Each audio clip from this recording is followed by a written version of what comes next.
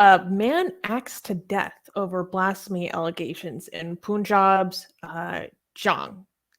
Uh, Taqi Shah, a religious scholar from the Pakistani Shia community, was axed to death on March 24th over allegations of blasphemy in Punjab's Jhang District. Taqi was attacked when he was on a motorcycle. The murder occurred after he lost his balance, at which time the attacker struck and axed him to death. Taqi's friend, Hasnain, was unharmed in the incident and is serving as a witness in the case. Sarfraz Virk, a Jhang District Police Officer, told Dawn that Taqi was facing charges of committing blasphemy in addition to previous charges raised against him in 2019. Shorkot City Police Station had registered a murder case against 3 suspects, including 1 identified man and 2 unidentified persons. A senior officer stated that the suspect had killed Taqi after accusing him of committing blasphemy against the companions of the Holy Prophet. The U.S. Commission on International Religious Freedom, or USCIRF for short, provided data that shows that up to 80 people are currently imprisoned in Pakistan on blasphemy charges. Half of these prisoners face life in prison or the death penalty. Yeah, and just to provide context, most people who get killed in Pakistan, not most of them, all of them, for blasphemy have not been executed by the government, even though there are a lot of people in Pakistan who are on death row for blasphemy. If I'm correct, Pakistan government itself has not yet executed a single person for blasphemy. Correct. It's all the people who have died for blasphemy has been done through the hands of citizens or mob, basically the people, right? In fact, if you are accused of blasphemy, I assume that you would want to be arrested in Pakistan just to sit in jail and be protected from the mob. It might be a safer place for you. But here's another thing. I don't know if people understand what's happening in Pakistan. This is a more recent thing. In Pakistan, usually like people who said something against Islam or said something about Muhammad or Ahmadis or Christians have been the target of blasphemy accusations and really, really disgusting, vile, horrific, violent crimes. This new focus on Shias, it was there before, but the Sunni Shia divide has been rising and rising and rising in the past 40 years. And now in Pakistan, it's getting to a new level. And it is, I do have to call it, okay, so when it comes to going after Ahmadis in Pakistan, the Shias and Sunnis were united with each other on that in Pakistan. So it's disgusting for some people to think like, okay, look, now they're coming for Shias, but Shias, you made your bed, now you sleep in it. This is again a form of collectivism. Okay, nobody deserves this. Nobody deserves this, and you can't collectively hold an entire group of people responsible for whatever some other people did within the group. It would be guilt. It's collectivism, and it's also guilt by association, right? You need to call this out, even though, the victim here was an Islamic scholar, okay? And I can tell, and I know there are people on our side that I would want to call out that think that would come out and be like, oh, here's a taste of your own medicine. And that is disgusting, okay? That is disgusting. We here at Atheist Republic would want to defend Shia Muslims who are victims of Sunni Islam, like in places like Pakistan, and defend Sunni Muslims who are victims of Shia Islam in a place like Iran. In fact, I personally, this is me personally, I don't know about you guys, I personally would want to defend Shia Muslims or Sunni Muslims who are victims of Sunni Islam and Shia Islam, even the ones who are individually would be okay in fact promote violence against me. Even if that person individually is okay for violence against me because I'm a Murtad, because I'm an ex-Muslim atheist, if that individual is a victim because they're Shia or they're Sunni by other Muslims, I would want to defend that person as well. Rivka, you have your hand. Hey guys, if you're a fan of Blasphemy and Sexy Kali, like me, then that means that you probably want more blasphemous art. Well, I have good news for you. If you subscribe to our newsletter, link in the description below, then you get a free booklet of some of the tastiest blasphemous art available today. So, if you want some of this delicious blasphemy, and we're so generous that we update it for you guys weekly for free, all you have to do is sign up for our newsletter below. You can also go to blasphemousart.com/ebook. That's blasphemousart.com/ebook. Sign up with your email, and you get free gifts of this tasty blasphemy. What could be better? So make sure you sign up. Link below. Yeah, I just want to point out that to talk more about what you said about how the people that die after a blasphemy accusation, it's because of extrajudicial, violence. And I really want to point that out, how horrific that is, because that's all it takes to potentially lose your life, is one person to make this accusation against you for whatever reason, whether they really believe it, they covet your land, they're angry at you about something else. It doesn't matter. They're mad at something, so they take it out on you. That's all it takes, because if you, and I'm not necessarily recommending you watch the video, but if you do, you'll see that no one is attempting to help this individual. Oh, yeah. They all move away from the murderer and basically give this murderer the space to do this horrific, gruesome, terrible, heinous act. And then they stand at the, periphery of it and watch. Well, to be fair, one guy ran away, but still, there was some watching. There were kids there. Yeah. So kids are seeing this. So they're learning, like, look, this is what can happen to you if you say something that somebody doesn't like. Now, I'm sure some people were not like, yay, but there were people standing around, including children, and you didn't see anyone really attack this guy and stop him.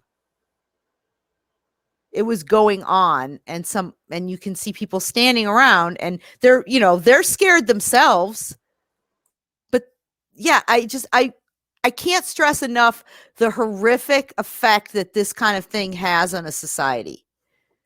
Yeah, obviously that's really terrible. I watched the video of this attack. It's awful. And I don't really blame people for not hopping in the middle of that, right? Like, maybe they were off to the side because they're waiting for police to arrive or something. Right. But no wouldn't one's throwing anything at him. It didn't appear that people were, I don't know. I guess I also have seen where people have, I don't know. Yeah, you're right. He's going to turn the axe on them too now. But it just was really awful that nothing was happening to stop this person in any way, and that children and people were standing around watching it, especially the children, because they're learning a lesson from it. But the lesson is, don't say things people, keep your mouth shut. Yeah, to your point earlier about how little has to be put forth about someone to spark such an allegation, the victim's family member who filed the complaint alleged that Taqi was murdered by the primary suspect because of a previous argument between the two while playing volleyball. He alleges the suspect developed a grudge even though the dispute had been settled at the time. So in countries where there are blasphemy laws on the books, especially as serious as punishable by death, it validates extrajudicial violence. The state is validating that such just saying something allegedly is worthy of death. And two, it is a mechanism for people to just rain down terror on others for possibly ulterior motives. It's not unheard of in Pakistan for blasphemy law or the mere allegation of it, because the mere allegation is more dangerous than the law itself almost. Exactly. Over stuff that is completely unrelated. And it's not just the Prophet I want to highlight. It's insult to the Sahaba, insult to his companions. So it's now it's extended and it's broadened further and further and further. But Armin, you have something to just say. going to say that it's so ambiguous. I think that you said something that's offensive about the entirety of the religion. And then that alone can cause you to die. But I wanted to say your point, absolutely. And during the witch burnings in Europe, so much of it was motivated by other reasons than fear of witches, economic grudges, etc. Right. So, with regards to a couple of points, the things that they're now adding that are not very general, they're specifically the things that are adding as blasphemous. It's specifically anti-Shia, just like when they were adding the fact that you have to recognize Muhammad as not just the prophet but the last prophet. That was specifically targeting Ahmadis. Right. So this whole do not cursing the Sahaba or saying anything against Sahaba, this is specifically targeting the ideas of Shia. And the issue with this is that the way that they are looking at what it takes for you to be a blasphemer, Shia ideology by its very nature will become blasphemous. Yes. Right. So this way, what you're giving permission to or arguing for indirectly to people is that you don't, when it comes to someone being Shia, you don't even have to wait for them to say something. If they are Shia, they believe blasphemous things. Yes. Even if they don't say it. It is right? the tenets of your beliefs. Right. I mean, yes. I mean, you could, well, I mean, technically, you could argue that it's complicated. We could do an entire stream on this. Okay. How much anti-Omar or anti-Aisha or anti-Abu Bakr are you? I mean, the fact is that if you're a Shia, you believe that they stole, the inheritance. Yeah, no, and leadership from Ali, right? You believe them to not be good people, and that would be for by Sunni. And also, according to the most mainstream, the most widespread Sunni schools of thought, what Shias do is shirk, which is the worst form of blasphemy, just by calling upon Ali or Fatima or Hassan and Hussein. These are mushrikun, right? And again, what you're doing is you are highlighting the fact to Sunnis that these people are by default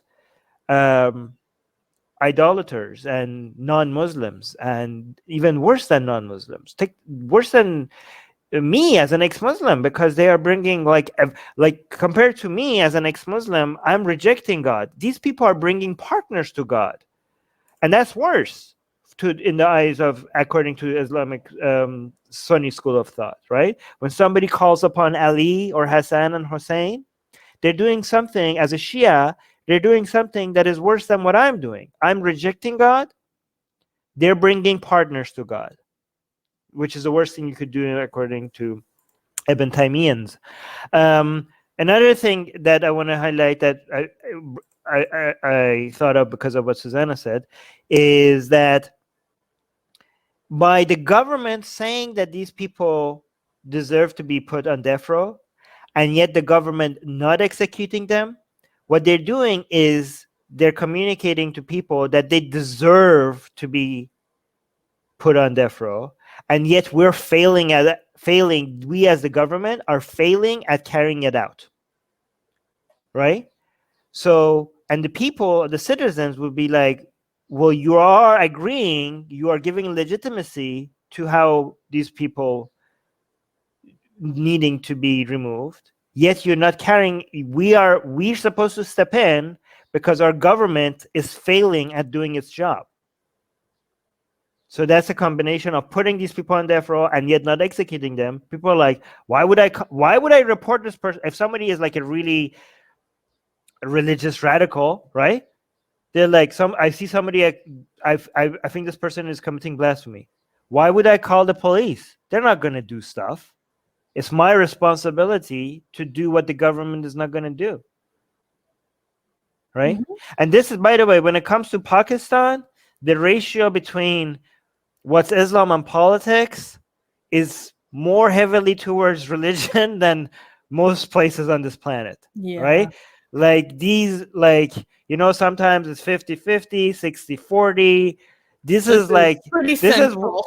this is one of those places where it's like 99% Islam, especially when it comes to a country that has been robbed of any form of its own culture or history or It's anything. central to its identity. Its entire identity is Islam. It's like there's nothing else. This is what you get when you get Islam and nothing but Islam. Right? And this So is why Armin wants India to reclaim Pakistan. Yes, please, India, come take back your land, please. Please. As much as we complain about India, we can see what India, happens. come get your son. Come get your son.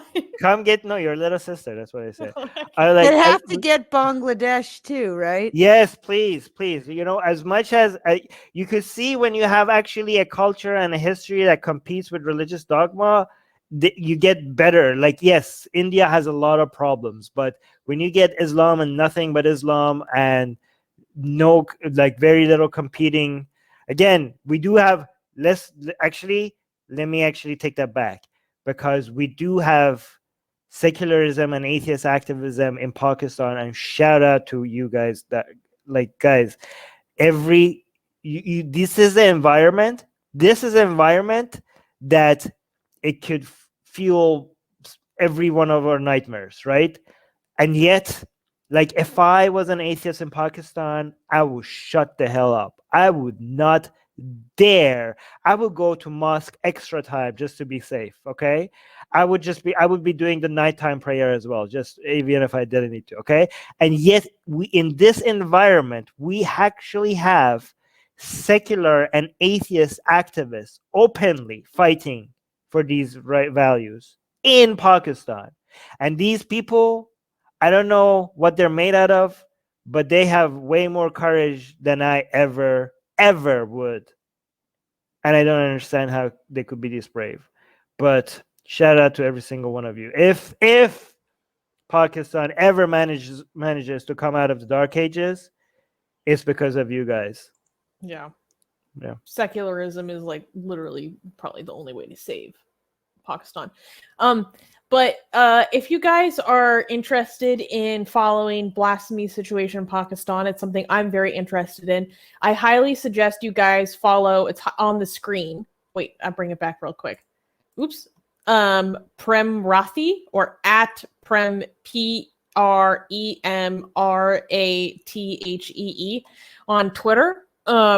He follows the situation, blasphemy situation in Pakistan very closely. It's where I get all of my news about blasphemy in Pakistan, and he actually has like running threads every month of the cases that were reported to police every month, and you just see them pile up towards the end of the month, and you can see how the problem is escalating, especially with the increase in use of like apps like WhatsApp, Facebook, access to the internet.